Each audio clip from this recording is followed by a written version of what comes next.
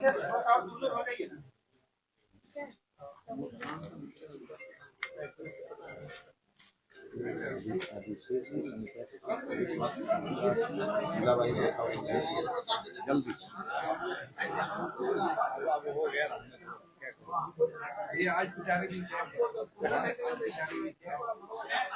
हमेशा हमारे पिटारे में तो हमेशा कुछ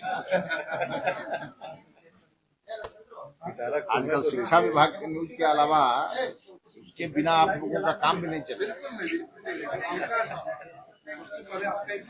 वो मंगाए दीजिए ना, वो क्या दीजिए आप बैठिए, कुछ ब्रीफिंग आपको भी करनी है।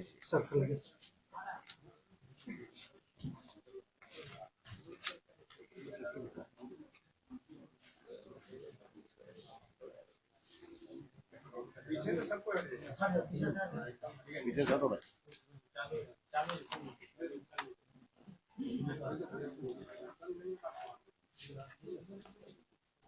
शुरू करें। चलिए, सभी मीडिया के साथियों को मेरी ओर से राम राम, जय श्री राम और हर हर महादेव। सावन का महीना चल रहा है, इसलिए हर हर महादेव। आप सभी जानते हैं कि अभी एक बहुप्रतीक्षित शिक्षा विभाग में स्थानांतरण चल रहे हैं, उसकी प्रक्रिया शुरू हो गई है और पिछले 29 जुलाई को हमारा पोर्टल खुला था, ई शिक्षा कोष का पोर्टल, और कल रात 12 बजे वो पोर्टल बंद कर दिया गया। जो हमारा पूरा जो ये सिस्टम है, जो हम लोगों ने कई चरणों में उसे घोषित किया था, उसमें पहला चरण का जो आवेदन था वो कल रात में 12 बजे बंद हो गया। हमें बताते हुए आपको खुशी हो रही है कि यह ट्रांसफर चूंकि ऐच्छिक ट्रांसफर था और सभी शिक्षकों ने लगभग 1,06,287 वैसे शिक्षकों को इसमें आवेदन करना था जो अपने जिस स्कूल में है वो स्वीकृत पद से अलग है, मतलब वो एक्स्ट्रा है। और इसी के कारण बिहार में एक समस्या लंबे समय से आ रही थी कि कहीं शिक्षकों का प्रभाव है और कहीं शिक्षकों का अभाव है, और इसको लेकर के हमने समानुपातीकरण करने का निर्णय लिया और उसके लिए हमने आवेदन मंगाए। हमें आपको बताते हुए बेहद खुशी हो रही है कि 73,151 शिक्षकों ने ऐच्छिक ट्रांसफर के आवेदन दिए। ये अपने आप में एक बहुत बड़ी उपलब्धि है। किसी पर कोई प्रेशर नहीं, सभी लोगों ने अपने विभाग को के डायरेक्शन का पालन करते हुए और अपने सुविधा वाले स्थान जो हमारे नियम है, महिला को उनके पंचायत के बगल में और पुरुष को उनके ब्लॉक के बगल में। और एक बात स्पष्ट है कि सभी शिक्षक अपने जिलों में, और हर शिक्षक का जिला कैडर इस बार तय हो जाएगा, वो वहीं से रिटायर करेंगे और यह ट्रांसफर हर 5 साल पे होगा। इसीलिए नाते ये पूरी पारदर्शी व्यवस्था के तहत हम लोगों ने 1,06,287 शिक्षकों से आवेदन मांगे थे ऑनलाइन, जिसमें हमारे पास 73,151 शिक्षकों ने स्वतः आवेदन किए। अब उनके ट्रांसफर की प्रक्रिया शुरू होगी। उन्होंने अपने ऑप्शन भी दिए हैं विभाग के पास, वो पूरे डिटेल हमारे रविशंकर जी जो ई शिक्षा पोर्टल का ये पूरा प्रक्रिया ये देख रहे हैं, ये आपको ब्रीफ करेंगे। इसके साथ साथ मुझे आपको एक चीज और बतानी है कि लंबे समय से हमारे बिहार में कई शिक्षक नेता इसकी डिमांड कर रहे थे, कई शिक्षकों के भी हमारे पास आवेदन आ रहे थे, उनके तरफ से भी ये डिमांड थी। और माननीय मुख्यमंत्री जी ने अभी हाल ही में उन्होंने मुंगेर से इसके बारे में इशारा भी किया था, और आज भी विधानसभा में जब हमारा ये एआई की कार्यशाला चल रही थी तो वहां भी माननीय मुख्यमंत्री जी ने मुझे इसके लिए कहा कि इसे आप कर दें। तो आज मैं आप सबके सामने ये घोषणा करता हूं कि आज ही हमने अभी फाइल पे ऑर्डर कर दिया है और वो नोटिफिकेशन निकलने की प्रक्रिया में वो फाइल आगे बढ़ गई है। मतलब अभी से 1 घंटे के अंदर शनिवार को हाफ डे होगा। इसको लेकर के नोटिफिकेशन शिक्षा विभाग से आज जारी किए जा रहे हैं, जो लंबे समय से लोगों की डिमांड थी। और इसके अलावे हाफ डे को लेकर के हमने निर्णय ले लिया। और इसके अलावे हमारा 2 दिनों का 9 एवं 10 अगस्त को पहली बार शायद ये हो रहा होगा बिहार में कि बिहार के लगभग 350 से 400 के बीच में हमारे जो ऑफिसर हैं, जो पूरे बिहार के शिक्षा विभाग के ऑफिसर हैं, जो जिला स्तर पर बैठते हैं, कुछ राज्य स्तर पर हमारे प्रमुख अधिकारी हैं, इनकी संख्या 350 से 400 के बीच में है। और इन लोगों की 2 दिवसीय चिंतन शिविर हमने बुलाई है। विधानसभा के अधिवेशन भवन में यह 9 तारीख को 9:30 बजे से शुरू होगा और 10 तारीख को यह संध्या में 7 बजे खत्म होगा। और इसमें शिक्षा विभाग के तमाम चीजों को, चाहे वो एनईपी हो, चाहे वो आरटी हो, चाहे वो हमारे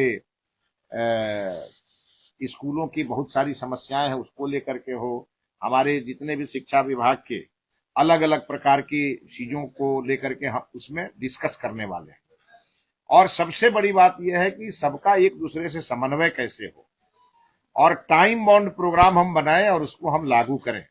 हमारी प्रथम प्राथमिकता है कि बिहार में जो हमारे छात्र हैं, जो बिहार के हमारे छात्र हैं, उन्हें क्वालिटी एजुकेशन मिले।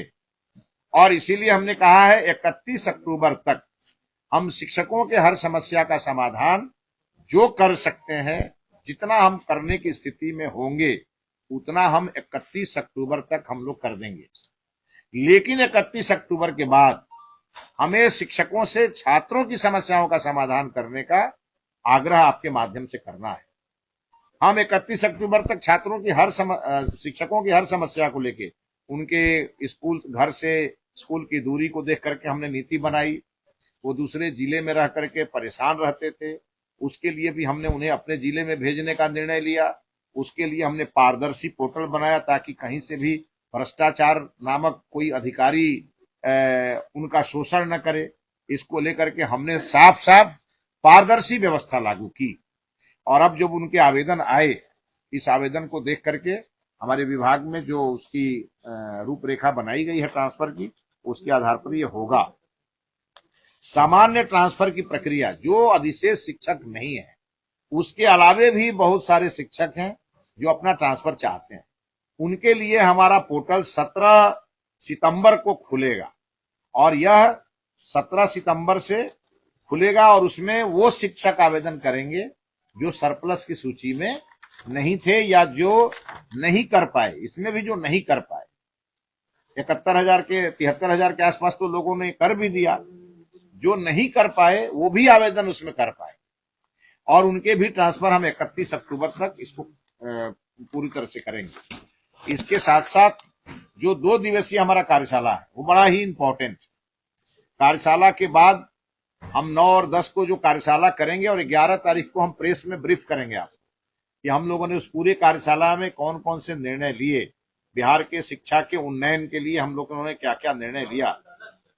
और इसीलिए माननीय प्रधानमंत्री जी ने विकसित भारत की जो कल्पना की है और माननीय मुख्यमंत्री जी ने समृद्ध बिहार की कल्पना की, और इन दोनों संकल्पों को सिद्धि तक पहुंचाने का सशक्त माध्यम है शिक्षा विभाग। क्योंकि बिना शिक्षित किए बिहार को न हम समृद्ध कर सकते हैं और न हम विकसित भारत बना सकते हैं। और इसी के लिए राष्ट्रीय शिक्षा नीति को लागू करते हुए तमाम चीजों को हम ठीक करेंगे और इसको लेकर के बहुत सारी चीजों पर हम लोगों ने जो तय किए हैं उस पे एक मत बनाएंगे और मत बना करके इसे परिणाम तक ले जाएंगे। और हाफ डे हमारे विद्यालयों में आज से लागू हो गया, इसकी हम घोषणा करते हैं और आज हम नोटिफिकेशन निकालेंगे और सभी जिलों में जाएगा और उसके आधार पर हमारे वर्गों का संचालन होगा। बहुत बहुत धन्यवाद।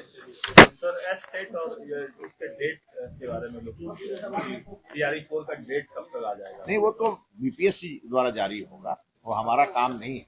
हमने बीपीएससी को भेजा है और कुछ कुछ चीजें जो और भी लोगों ने हमें, कई हमारे माननीय सांसद, कई हमारे विधायक, उनका कहना था कि मैथिली में कुछ छूट गया है, किसी ने कहा भोजपुरी में छूट गया है, तो हमने उस पर भी एक्सरसाइज कर लिया है और 1 से 2 दिनों में हम उसकी सप्लीमेंट्री भी भेज देंगे।